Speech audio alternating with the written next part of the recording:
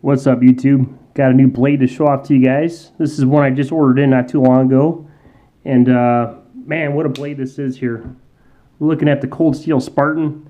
This is one that's always been on the radar, but never really appealed to me just because of the blade shape and the handle look kind of rough.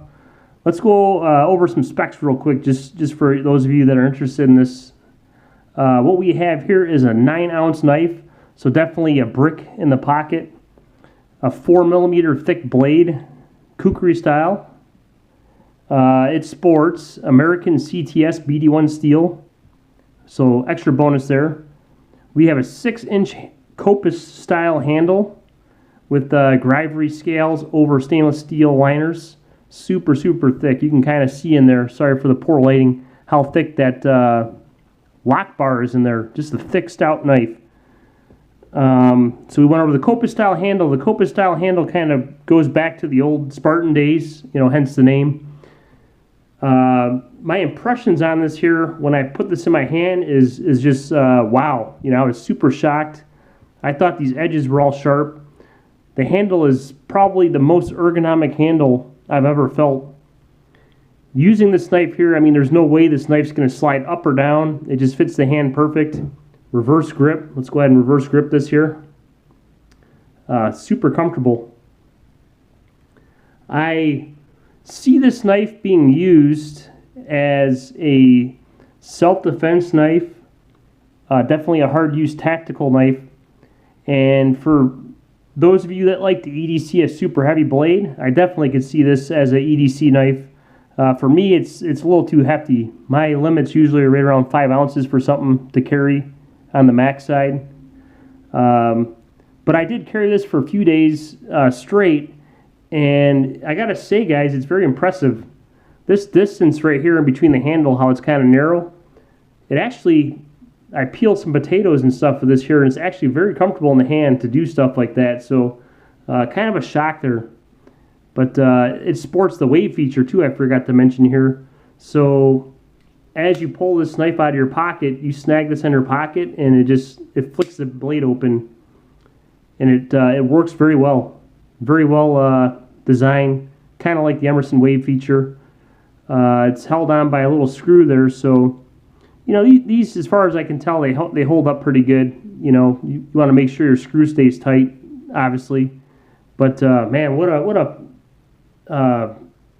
a scary blade. I mean, if you had to pull this out on someone right here, it's definitely something that would catch the public eye if you pull this thing out in public.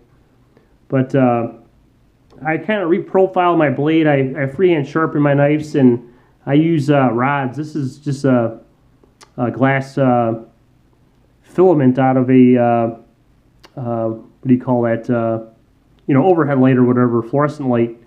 And it works really good at polishing the edge off. So with that kukri style blade, you're kind of limited to how you sharpen a knife. I like using rods myself. It's kind of relaxing. It's got a nice, huge hollow ground blade with a real nice belly on it. A flat portion here, so you could use a clamp system if you wanted. Something else to note here, guys, we have a lanyard hole here.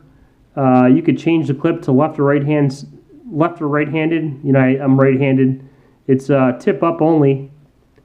And this knife being so heavy and having steel liners, it's definitely, you could use this for an impact tool. I mean, you can really whack something and do some damage with this here. Two cons I have with this knife right here, and they're very minor, is right here, this sharp edge. Using this knife to open, you're not really putting your finger there. You're just putting your finger back here when you open it. You can hear that thing click open with authority. The sharp edges kind of snags in the pocket and kind of tears your pocket up. It doesn't aid in the wave feature. So I would probably sand those lightly and just kind of smooth them out. The lock is actually pretty smooth to press in. The problem though with this lock on this one here, and it's not really a problem for me, but for some people it may be, is the distance of travel. You got to press. If you can watch here real closely, I'm pushing down right here, and you see how the lock's not want to release. I got to really push the lock almost all the way in to get the blade to release and close. So that's really the only con that could be a con for someone with arthritis or whatever. But yeah, what a blade, guys. If you ever had any doubts on this here about getting one, definitely pick one up. If you're looking for something more EDC friendly, definitely check out the Raja line. Go with the 3.5 inch blade. It's going to be a lot lighter. I think it's got aluminum scales on the inside.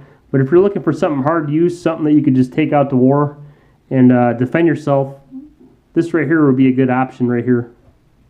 But there you go, guys. Just want to share with you guys. This one's staying in the collection. It'll be rotated on and off on occasion.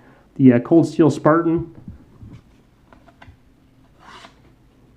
That kukri style blade really digs into what you're cutting. It's very very cool. The kukri style blade, in my opinion, is probably the best self-defense style blade you could carry.